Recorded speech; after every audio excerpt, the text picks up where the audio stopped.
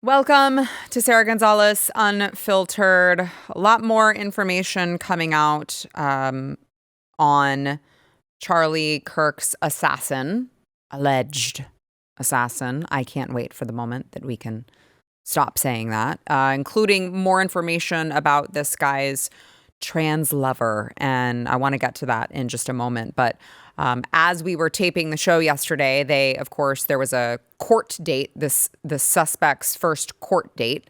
And so we got our first look at him in court yesterday, attending by Zoom. I believe that's a bulletproof vest that he's wearing, which doesn't make a whole lot of sense to me if he's attending from jail. But formal charges were filed.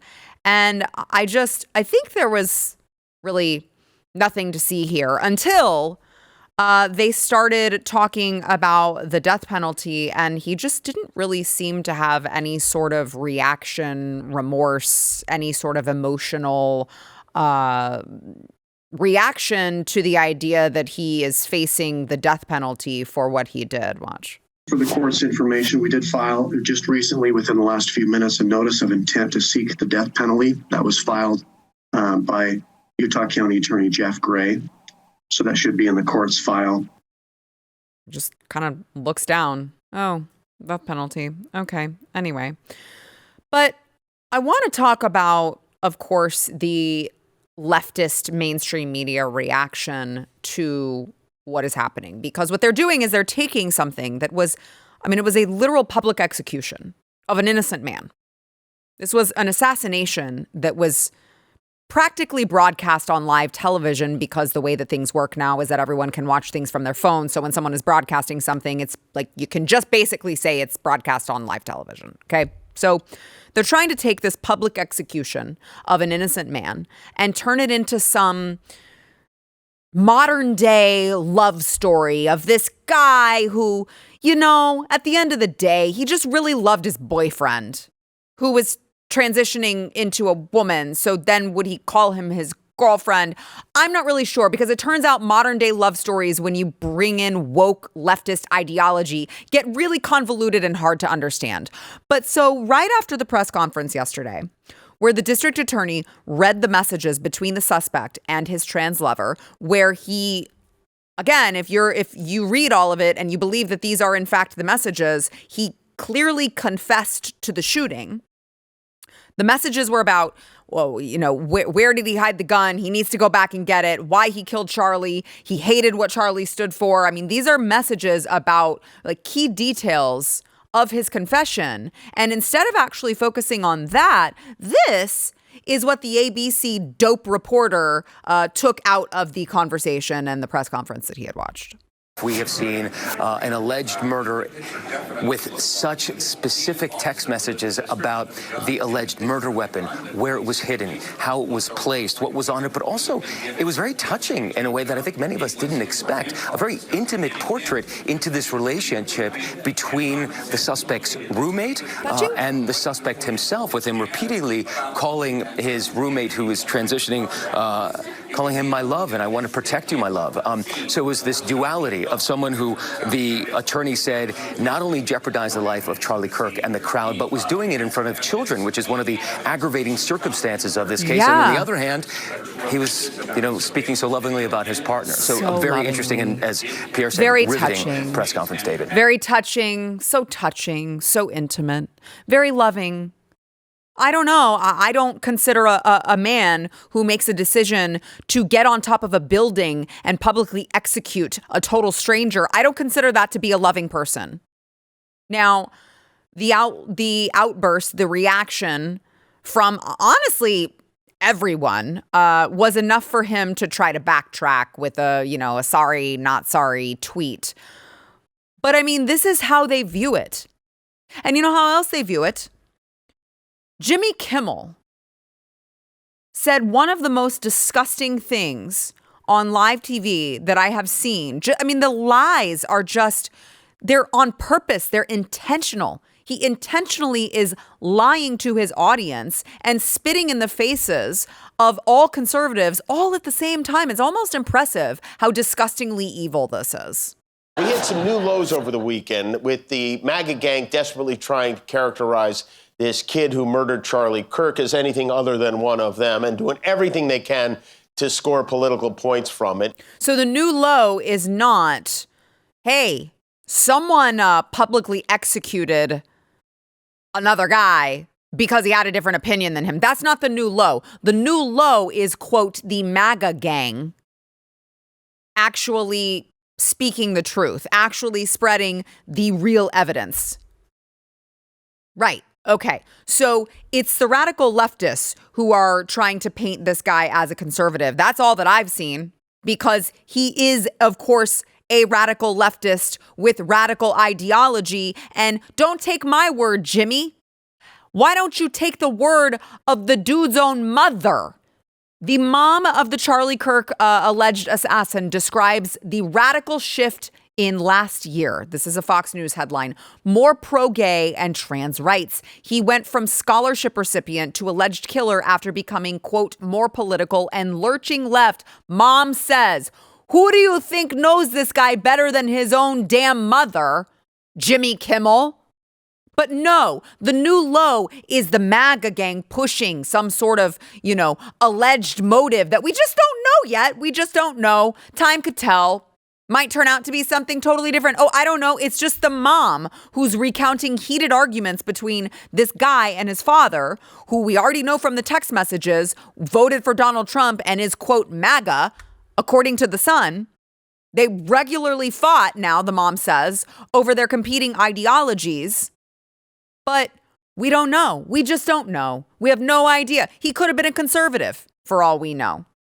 And remember, as you're about to hear a reminder of, he could have just been shooting off a gun in celebration because he was like so excited that Charlie Kirk was at the school. So he was like, hey, woo, let's just shoot a gun off. We're so excited about the American comeback tour. I mean, I would say the new low, Jimmy, are people like you and places like CNN going on air and trying to pretend like we don't already know exactly why this guy executed Charlie Kirk. You said a lot there, and we don't have a motive yet. We don't know yet. We're waiting. Obviously, we've heard what the governor's had to say, what the FBI director said today. Come on, we don't have a motive yet. We know we don't have a motive yet. What's happening with really? That's CNN's position. I mean, from law enforcement, he just happened Senator. to fire the gun in celebration. You can't tell the motive. Senator, that's not what I said. And I said law enforcement hasn't laid out a direct motive. They've laid out a lot of evidence here of these messages. And actually, they have. They've said that he was a left-wing activist who hated Charlie Kirk. I'm just wondering, does Caitlin Collins need to have a sit-down interview with the guy himself to learn the motive? We've already heard it from law enforcement. We've already heard it from the killer's own mother. What more do you want, Caitlin? Would you like for him to write you a personalized note and send it directly to CNN for you to read before you believe that this guy is all of the things that we're seeing all of the evidence of that he was? But we don't know the motive. We don't know the motive. I mean, he just said it. But other than that, there's no evidence other than the shooter's own words. There's no evidence why this guy did what he did. And so as we're learning more about this motive that clearly exists, even though the left-wing media wants you to not pay attention to that, the person that we continue to hear very little about is his gay lover. Again, they're taking extra steps just to be gay lovers. That's just what you can try to transition, pretend that you're a woman. You guys are just making gay more complicated, okay? Lance Twiggs is the guy's name. And if you recall, it seems to be that the only thing that we have heard was that this guy was cooperative. That's all. They're like, well, we don't want to tarnish his name. He's been very cooperative. And I want to play Governor Spencer Cox of Utah. Hey, listen, the roommate's being very cooperative. They didn't want to tell us that it was his lover. It was just a roommate, remember? I will say that person has been very cooperative with authorities. I can say that he has been very cooperative. This partner has been incredibly cooperative. Had no idea that this was happening. No idea that this was happening.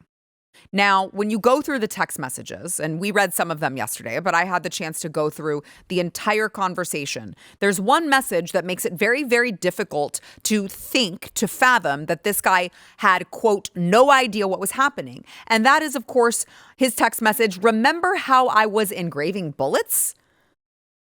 And then, of course, he goes on, "The messages are mostly a big meme. If I see notices bulges on Fox News, I might have a stroke. Remember how I was engraving bullets." Now, Stephen, can you think back on a time in our entire relationship, as long as you've known me, on a time where I have just been sitting around, nothing to do at the house, just like, you know what, I'm just going to go engrave some bullets? No, I can say that I've never seen that happen. Do you know? Okay, so maybe I'm just the weirdo. Okay. Do you know anyone else who you can think of who takes it upon themselves to have a hobby of engraving bullets? It seems like there's a pretty specific reason to engrave bullets. I don't know. It seems like if you were engraving bullets in front of me, I'd probably be like, "What you doing there, buddy? Engraving bullets? Why? What are you engraving them with?" You wouldn't have to say, "Remember when I was engraving bullets, here's what they said," because I'd be like, "Oh, wait, I do remember when you were engraving bullets, and I turned you into the authorities, or I asked a whole bunch of questions because I was really weirded out by the fact that you were engraving bullets." But all we've heard is that this guy had absolutely no idea what was going on. It was just a normal thing that he was engraving bullets. That's just something you do.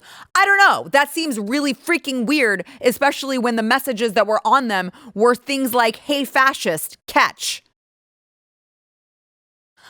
I don't trust he's fully cooperative. We don't want anyone to talk badly about him. I'm trying to protect him because he's been cooperative. I'm just going to call him a roommate until I'm forced to say, yes, it was his partner. And by the way, I don't want to, use the wrong pronoun. So I just said, you'll notice Spencer Cox said this person. I don't even want to say he, this person, this person, this person.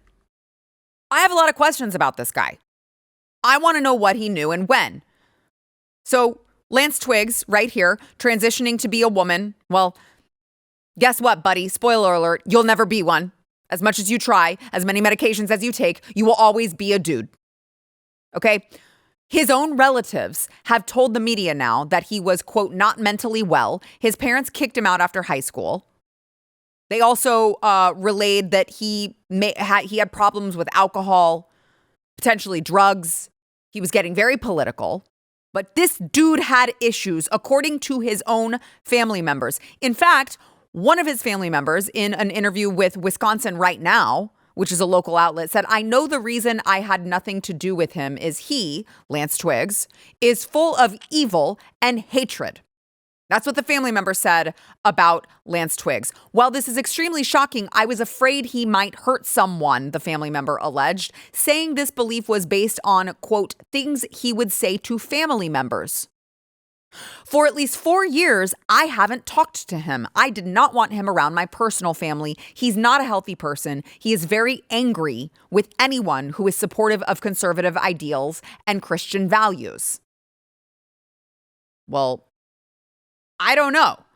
It just seems to me to be very strange that this guy, his boyfriend, is engraving bullets in front of him and he has no idea what's going on. And yet his family members are saying, yeah, I always thought that he'd be wrapped up in something like this because he's a very evil, hateful, crazy, deranged lunatic. But you have the governor of Utah saying he's been extremely cooperative, had no idea that this was going on. I think this is very strange. And I just want to set the record straight. I'm not the one that's implying that he's involved. His own family is implying that he's involved. And they also emailed Candace Owens about some of their concerns. Now, I want to play a clip for you of Candace. And I understand that there are people who have mixed opinions on Candace, but this is not Candace Owens speaking for herself. This is a conversation that she had with Lance Twiggs, the boyfriend's family themselves. Lance's family is telling me that they are not buying the current story and that they feel that more people are involved. First and foremost, they say that a lot of information should be able to be discerned by his devices because he was, according to them, deep web. Okay, this is the person that is deep on the internet. They said that he was quite reclusive, that he was always on his devices, that he's always on the web, and that there should be more information that comes from there. Okay, they told us that Tyler and him had been living together for at least a year, that they had not met Tyler, despite the fact that Lance had wanted to foster that meeting. But leading up to the shooting, that there were unusual traffic in the driveway where Tyler Robinson and Lance lived. Cars that were not recognized in the neighborhood. This was not a couple that hosted people. It wasn't like they were expecting them to have parties. And so other people are saying that that is something that struck them as odd. There was unusual traffic at this house in the weeks leading up to this shooting. There is very clearly more people involved, okay? That's strange. That seems out of the ordinary. In the full episode, she goes on to say the family, because the family owned the house, the family got complaints that people couldn't get into the in and out of their parking spots because there were so many cars at these guys' house. It's just like, I just want to know what happened. I want to know what happened to the guy who I knew. I want to know what happened to the guy who invited me to a retreat way back when I was nobody and inspired me to continue doing this. I want to know. And I want it to be really, really clear. And I want it to all make sense. This all needs to make sense. The timeline needs to make sense. The people involved need to make sense. All of this needs to make sense. And we need to see all of it, because so far, what I'm hearing, I'm not buying. Make sure you're subscribed to Sara Gonzales Unfiltered. Hit the like button. It'll help us in the algorithm. Yeah, I know you guys, you comment on the live chat, and I love that you do that. Thank you so much. Glad you're here. But just make sure that you're going over to the native video and hitting the like button as well. And then leave me a comment. Let me know. Is it just me? Like, it just seems very strange that this guy would have no knowledge. Tyler's family seems like, yeah, he just recently went a little crazy with the left-wing ideology. Seems to match up for when he's going to this guy and living with this guy. And then this guy's family has been like, yeah, this guy's an evil son of a bitch. Seems weird. But if only we could figure out what the motive really was, right, Caitlin? All right, want to thank our sponsor, this segment, Relief Factor. Listen, Relief Factor is for those of you who you've reached the age where things just hurt. Or maybe you were like me and I was in a car accident a long time ago and I have protruding discs in my spine, which let me just tell you, don't do that. I don't recommend it. It doesn't feel good. It actually very much hurts. And so I know personally how pain can affect your life when you are just constantly in it. It affects every facet of your life. It doesn't have to be that way. All right. Try Relief Factor. They've got a 3-week QuickStart pack. It's an all-natural anti-inflammatory that was developed by doctors who were tired of giving their patients stuff that was going to make them loopy, like super hardcore stuff. They were like, we don't want to do that anymore. Go try it. 70% of the people who order Relief Factor, this 3-week QuickStart, go on to keep ordering more. And it's $19.95. So less than $1 a day to see if it is going to work for you. And the odds are in your favor that it is. It's worked for me. It's worked for so many people here at The Blaze. You can try that by going to relieffactor.com. Order that 3-week QuickStart over at relieffactor.com.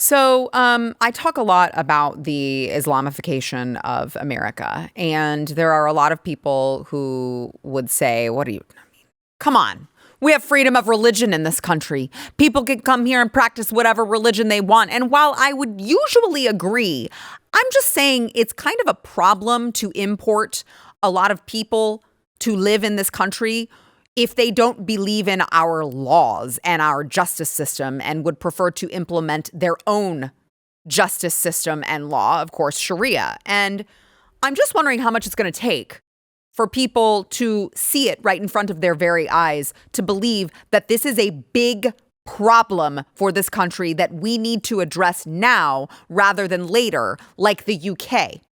And if you think I'm exaggerating, look no further than Dearborn, Michigan. Okay?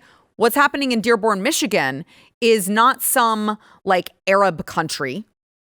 It is classic Midwest America. It might as well change its name to Dearbornistan at this point. I mean, look at that. It looks like you are in an Arab country. Now, just for some perspective about this story that I'm about to tell you, Dearborn is the largest Muslim population in the United States. 55% of people who live there are Muslim, according to the 2023 census. So, I mean, American Christians would be outnumbered. Now, again, freedom of religion, totally get it. But I call that into question how that's all going to play out. What is the logical conclusion of just saying, hey, you know, who are we to just, let's just freedom of religion. Let's just let them in. I mean, their holy book tells them that we shouldn't exist if we don't believe what they believe. But hey, let them in. Let them all in. What could possibly go wrong? I want to show you a moment from the recent city council meeting in Dearborn. This is like blowing up. It's going viral online. A local man brought up objection to naming a street after Osama Siblini, okay? This guy that they were talking about naming the street after, Lebanese-born American who publishes the Arab American newspaper, and a local man, a man who also lives in the city, pays taxes there, went to speak because he was concerned about honoring him, because the man that they were talking about honoring has made some pretty supportive remarks towards terror groups. There's lots of quotes, but just a couple of quotes here. He talks about how the blood of the martyrs, I'm quoting, irrigates the land of Palestine. And then further quotes, he talks about how the terrorists should strike them with knives and with their bare hands, and they're victorious. Whether we are in Michigan and whether we are in Jenin, believe me, everyone should fight within his means. They will fight with stones, others will fight with guns, others will fight with planes, drones, and rockets. Others will fight with their voices, and others will fight with their hands and say, free, free Palestine. This man has shown a lot more support for the terror groups too. Osama praised terrorist Hassan Nasrallah as a, quote, great leader. He's a terrorist. Great leader, according to this man, that the city wants to honor by naming a street after him. He's described Israel as a terrorist state. The list goes on. So this Christian Dearborn resident explained why this was an issue. For, in case there was some confusion, why is this the issue, really? Well, it seems very provocative to have those signs up there. I mean, I also appreciate how he has helped to people to sympathize with, the people of Palestine, people of Lebanon. As you know, I've lived in Lebanon. I also lived in Israel. I've stayed for several weeks in Palestine. And I feel like, but despite that, I feel like having that sign up there, it's almost like having, naming a street, Hezbollah Street or Hamas Street. Hezbollah, bombed the embassy in Beirut, and including many Americans. So I just feel it's quite inappropriate. And as a Christian, I would like to encourage peace. I'm not just being like, pro-Israel in this and, fight back and that sort of thing. But I would like to encourage peace and not violence. Seems like a reasonable request, right? Like, I would like to encourage peace. Seems like a very reasonable request. This man went to the city council meeting. He was very respectful. He had his right to speak. Listen, all I'm going to say is I've been to city council meetings where I was not as respectful as that guy. And I still had the right to speak. This guy was trying to have a maybe not a conversation, but make his point civilly and respectfully. And I think that he did that. It's just the problem is, this is how the mayor of the city responded to a local resident who came to share his comments, his remarks respectfully. The best suggestion I have for you is to not drive on Warren Avenue or to close your eyes while you're doing it. His name is up there. And I, spoke at a ceremony celebrating it because he's done a lot for this community. And I think it's quite hypocritical to know that you're approaching this podium when you yourself have videos on YouTube standing in front of my mosque saying the cruelest of things about Muslims, about the religion of Islam, because you are a bigot and you are a racist and you are an Islamophobe. And although you live here, I want you to know as mayor, you are not welcome here. And the day you move out of the city will be the day that I launch a parade celebrating the fact that you moved out of the city. Because you are not somebody who believes in coexistence. You're somebody who tries to preach it, but in fact, you do everything but that. So I just want to put that on the record. An American Christian going to a meeting, addressing the city council respectfully, was told by the Muslim mayor, "You're not welcome here." In America, you tell me that that's not a problem. You are not welcome here because I don't like that you don't like my religion. We're going down a dark path, my friends, especially considering Dearborn City Council and school boards are now dominated by Muslim officials. I mean, they are taking over because they realize that's the key to all of this. Take over the government roles and you can change whatever the hell rules you want. We already know they have how many times do they need to tell us their plan? We've already heard, I've shown the tapes. They're up there at their conferences talking about the plan is to outpopulate us. And by the way, they're doing it. They're going to outpopulate us. They're going to take over our cities. They're going to take over our towns. They're going to go to places like Josephine, Texas, way the hell out in the middle of nowhere where you wouldn't expect. And they're going to build compounds where it will only be Muslims living. And then what happens behind the gates of those compounds? You don't need to know because it's just going to be them. So it's not just Dearborn. It's not just Minneapolis, New York, New Jersey. Everywhere mass resettlement happens, culture shifts follow. And, it's not lost on me. It shouldn't be lost on you. This only happens one way. It's just Americans. That mayor just said that American man. Of course, he says he's lived in Lebanon and Israel. So I don't even know. I mean, he's here in America now. But all the rest of us who are here, who love our values, who love our culture, who love our country, who love our founding principles, we're all expected to give up our traditions. But if you criticize that man's mosque, you are a xenophobe. You are a bigot. You are insert, Islamophobe. You are insert, buzzword here. Because you can never say you can't criticize Islamic values. They're totally untouchable in this country. Shh, you're not allowed to say that. Dearborn is the canary in the coal mine. And I'm wondering everyone needs to be talking about this. Because we are not too late, but we're almost there. So if you want America to stay America, share this video. Let these people know. Let all of your friends and family know. We cannot afford to stay silent while our culture and our values and our country and our children are replaced. And not just replaced by people who hate us and think we shouldn't exist. It's in their holy book, not mine. Want to welcome, we're going to welcome others to the table after this. First, we want to thank our sponsor, Lean.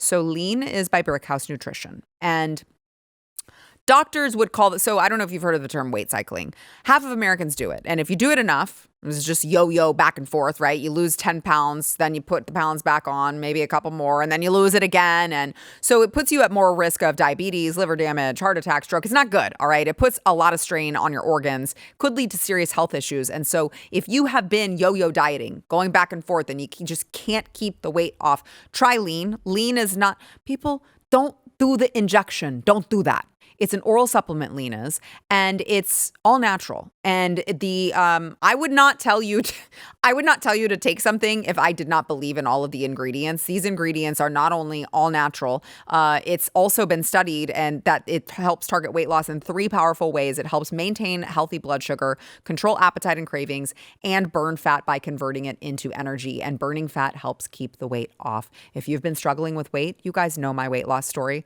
I struggled with weight for a very long time. I lost a ton of weight, and I'm telling you, I am a source of credible information when I'm telling you if you want to keep the weight off, go check out Lean. You can go to takelean.com, use promo code Sarah, get 20% off. That is takelean.com, promo code Sarah.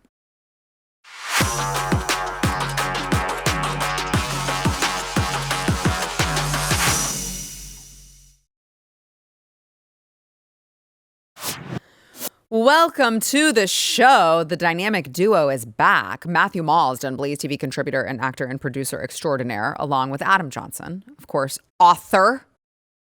And you can get his book, Taking a Stand, at unlicenssedfurnituremovers.com. I laugh every time. Unlicenssedfurnituremovers.com. We're going to let you figure that one out. I think you can do it, though. I mean, literally everything Taking a Stand, unlicenssedfurnituremovers.com. Is there anything that you say that's not a joke? Well, I am a father of 5, so the dad jokes just come out naturally. I tried to stop them, but I've given up. Yeah. And there is Adam in the infamous picture, which I just saw you posted on. I will get to this in a second, but I just saw you posted on X. You re-upped the tweet that started all of this.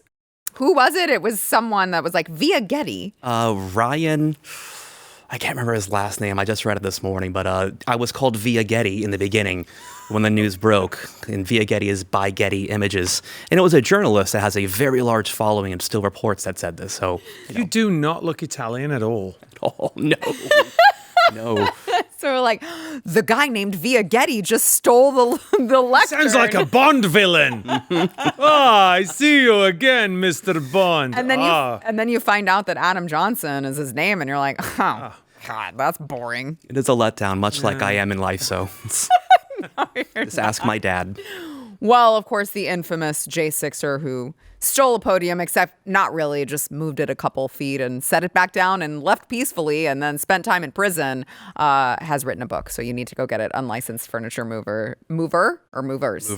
Movers. See, well, we're not going to get into it. You can just go get it there. So I want to ask you guys first about, I don't know if you had the ability to watch the story that I was just talking about, but in Dearborn, I don't know if it blew up online. Yeah, that's Dearborn, Michigan. What? Mm-hmm. Yeah, that's Dearborn, Michigan. And the Muslim mayor had the audacity to tell a Christian who was talking at the city council meeting about renaming a street after a terrorist, but basically a pro-terror guy. He said, you're not welcome here, the mayor said to him. You're not welcome here. And the day that you leave, I'm going to celebrate. I'm going to throw a parade because you're gone. You are not welcome here because I've seen you outside my mosque and you don't like my religion. What the hell? Well, I mean, that's what they think about. He might as well have had, when they replace the head with something and it could be like America or Americans, because that's the way the majority of these people think.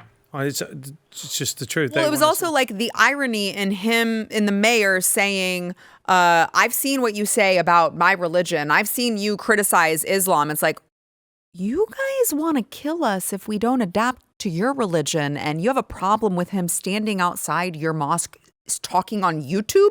We are not the same. This is not the same at all. And I keep trying to tell people, I feel like you're in a much better position to tell people being from the UK, hello, go look at what's going on over there. If you don't want that to happen here, you better all start saying something. Well, and one of the things, again, I mean, we've seen it with what happened with Charlie, is they kind of try and make you feel gaslight you that this isn't happening. Whether it be the Islamicization of the UK or the fact that America's being infected by communism, and it really is. The Brits have imported, check this out, 40,000 known people on the terror watch. Shut up. 40,000. 40,000. Yeah, it's a major problem, and this is why, you know, we've said this over and over, and I say this on my own show, is that you have to call these people out, right? Because it only takes a few people to not only radicalize, but shut a lot of other people up. Like, are there peaceful Muslims? Of course there are peaceful Muslims that don't want this. They want to get on with their own lives. That's not what that is. And that's not what 40,000 jihadis in the UK is, right? So there comes a point where you have to say, again, you got to stand up, same with the communism, and you have to say, enough. I'm not accepting this anymore. And we are not going to be shut up by you saying you're an Islamophobe, which is what I believe the guy said, yes. And which is he should be immediately ejected as mayor, immediately. Well, who's going to eject him? Mm-hmm. They're 55% Muslim. They're the ones who voted him in. So we got a big problem, and it's not just the illegal immigration that we have. Right. It's a massive problem. Yeah. And you know, they did it with the patch for the cop as well. They put Arabic writing on. Don't let it go, guys. You know, when they called us all Nazis and they called us white supremacists, you know, something pretty bad happened after that. So you should probably take people by their word. Yeah. I agree. I mean, I've heard stories about Dearborn, Michigan. We were seeing this. This didn't happen overnight. This happened over quite a long time. And they did gather to do this. They did gather to take over a town. Mm-hmm. That was always the idea. Mm-hmm. This is planned. It is coordinated. So I want to know why the FBI hasn't stepped in and start looking into these people a little closer. Well, I mean, Adam, have you considered that they might get called Islamophobes? I don't care being called an Islamophobe or racist. I don't care about these things anymore because it means nothing to me. Mm-hmm. They use it so often and so frequently that it's lost its meaning. Yeah. And for the mayor to come out and say this close to 9/11, I mean, come on. That's a great point too. I would say you know what? I kind of am an Islamophobe. I am scared of people who practice radical Islam because they want to wipe me off the face of the planet. And I mean, that does frighten me a little bit. But it's not an irrational fear. No. That's the difference. It is a rational fear of that. Right. Well, we have, I went to the Bush Archives here in Dallas area, right? And they actually have two of the Twin Tower beams. You big Bush fan? No. Can you rephrase that? Oh. So they Stop it. Somebody laughed. Somebody laughed off screen. You got it right. I'm talking. Bush. I was talking about the group. He was talking about the musical group. I don't know where fantastic your mind group, went. exactly. Yeah, exactly. Anywho. So they have two steel beams from the Twin Towers that are there. Yeah. And they have security that's walking around, but the person who was put in charge of that space was actually an Islamic woman. And I'm thinking to myself, this is intentional. This is meant to make you upset. Why would you station the person there that's that? Right. It just seems off to me. Right. But this is what they do. They gaslight us everywhere. They push us into believing, or trying to force us to believe that what we're seeing is not actually happening. But you look at that video, that's 40,000 people gathering, and they don't like us. No, they're not holding American flags. No. That's a great point, actually. That is a great point. They're not holding American flags. They're not here to assimilate, as was the kind of the whole point of allowing all of this legal immigration was like, oh, they can bring their marketable skills and then they're going to assimilate to our culture and we're all going to live together. Nope. They don't want that at all. Well, if their food were better, I wouldn't be so mad about it. But they really bring nothing to the country. Yeah, I was trying to think of like a dish. Falafel is not worth it. No. It's not worth it. It's just if you want chickpeas, just eat chickpeas. You don't need to do all the steps to get falafel, and then it's like it's dry and. Do you know what? I got into it with someone online today about this, and they were saying it's a woman in the UK, and she was saying, "Hey, listen, Christianity came to the British Isles, and I'm like."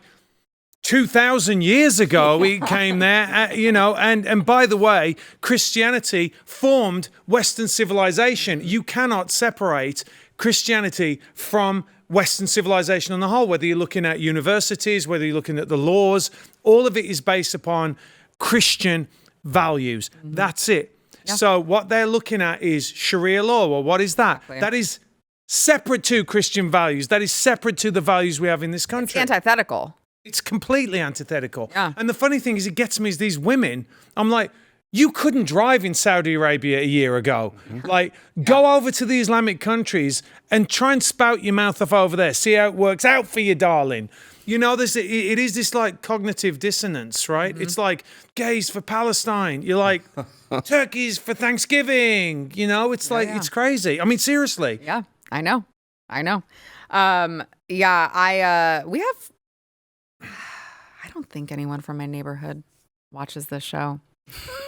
Oh, they do from mine. I'd imagine I'm in a little bit of trouble. Well, there's just a lot of people who don't speak English and don't look very friendly. And I don't like it because it's a nice neighborhood. And I am like, why do I feel like a minority in my own country? This is a problem for me. And it wouldn't be so much a problem if they were like very friendly and spoke English. And so we could all, communicate and be, coexist. And now it's just like, oh, no, this feels very wrong and a little scary for me. All right, let's go ahead and take a quick break. And then I want to get to a woman who is no stranger to the show. A woman who I got manhandled yelling at her event. She just, the hits keep on going. She is the gift that keeps on giving. And I want to get into her latest comments when we return.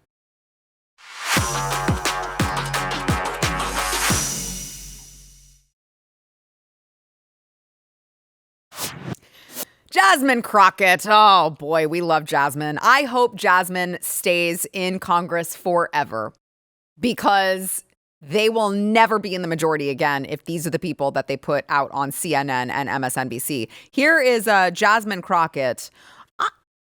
I want to just play her words in her own words, and I want you guys to help me reason out what exactly she could have meant by what she just said. Watch. I want y'all to know that every day that I walk in those halls, regardless of whatever rhetoric they put out about me, I am a very serious lawmaker. At the same time, sure, Cupcake. If you try me, you will find out. I just want to be clear about that because I am truly a black woman at the same time. If you try me, you will find out because I am truly a black woman. I am trying to reason this one out, guys, and I feel like Jasmine Crockett just said that black women are more prone to violence. You will not find an argument here. She's saying it. I would say, look at the statistics, but it sounds to me like that. I mean, she just truly is like, I'm a black woman. What do you expect? Yeah, I'm going to go crazy in a McDonald's. World star hip hop. I'm black. That's what. The problem is she has kryptonite. She has kryptonite. It's called a donut, and you just go like this, and she's like a donut. A donut. Yeah, she's eating. She's living large. A lot of donut. But I gotta say this. Like, I was looking at that, and I was like, she either looks like one of the people that are in the Prince When Doves Cry video, right, with the suit. And then I thought, you know why they took that angle? Because if they took the other angle, they would show that she actually cut what she's wearing out of the curtains behind her. And there's like a body shape. It's a body shape, Someone said, I don't know if she intends to always look like James Brown or if it just ends up being a coincidence, but there's something to be said for that. The prone to violence angle, though, wasn't there another black congresswoman who assaulted ICE officers at a facility? She was arrested. Yeah. This was a couple of months ago, so I think you're onto something. Yeah, you're right. And how do they keep getting elected as Congress? It's like, didn't someone say if you find these GOP Congress people that you should get in their faces? Yeah, that was Maxine Waters. Oh, that's right. Yeah, that's she is also a black woman. Yeah. Beginning to notice a trend. But hold on. But if you guys just say it on your own, you're racist because you're a white man. But Jasmine Crockett can go out there and just tell everyone, yes, you're going to find out because I am a true black woman. Well, I don't know what a true black woman is, considering I identify as a true black woman. Are you prone to violence? Because if you are not prone Shut up! Don't you remember? Okay, come over there. Okay, all right. You pass. You pass the test. Because if you're not prone to violence, you can't be a true black woman. No. It's very problematic, isn't it? She's very, very stupid. I mean, she's really stupid. Which is why I'm saying I want her to keep winning. I really do. I mean, it would be really great. I would love to see the epic temper tantrum meltdown if she lost. I support her opponent, Sheldon Daniels. So this isn't to like besmirch him, but I don't think that she's going to lose. And then we get more of that on the flip side. Did she not get the memo from the DNC that they're not supposed to be talking violently? Because that's what we're talking about the past week, is that we don't speak like that. We don't call for acts of violence. And she is literally on camera just saying that. Try me, you'll find out. No. Because no one's going to call her on that. So they can still say, now you're not allowed to say anything. You, as the person who's just been gaslit after one of our, greatest influencers was just assassinated for everyone to see, you need to tone down the rhetoric. It's me. It's you. It's me. So the problem is actually you. Jasmine Crockett can say whatever you want or whatever she wants, and you don't get to feel any certain way about it because it's you who needs to tone down your rhetoric. She's just reacting to you. Our rhetoric has actually been very kind and polite for the longest time. And, I had a rough day when Charlie passed. Yeah. And, I said, I think it's time to stop taking the high road. Yep. I really do. I think these elements that have been used against us, lawfare, need to be used while we have them. Mm-hmm. I think we need to swing the big hammer. I completely agree. I mean, the reason that they have felt so emboldened to do things like get up on a building and assassinate Charlie Kirk in broad daylight is because everyone is too scared to actually call them out for what they are and play their game.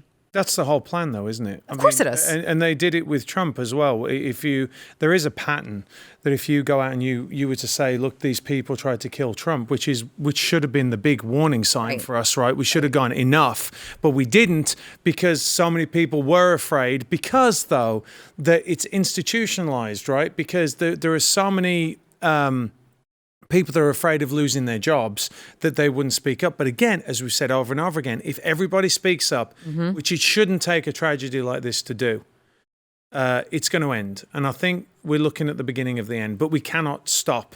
No. We've got to carry on. We've got to keep pushing and not accept their rhetoric. Yeah, but I mean, if you're listening to Caitlin Collins, we don't actually know the motive yet. We don't know the motive yet. Didn't he write it on the bullets? Well, yeah, aside from that, and then aside from the text messages where he literally said why. And his family. And his family, who can also, but aside from all of those major details, we don't know the motive. How could you really know? Who could tell? Who could tell? You hear from the source? Not enough. You hear from the source's family? Not enough. You hear from his boyfriend? Not enough. Caitlin Collins is still, she's still going to wait for more details to shake out before she understands the motive. I mean, there is truly there's no bottom. There's no low for these people. They keep finding new lows every single day. Matthew Marsden, make sure to follow him, Matthew D. Marsden on YouTube, unlicenssedfurnituremovers.com. Go check out Adam's book, and we'll see you guys tomorrow.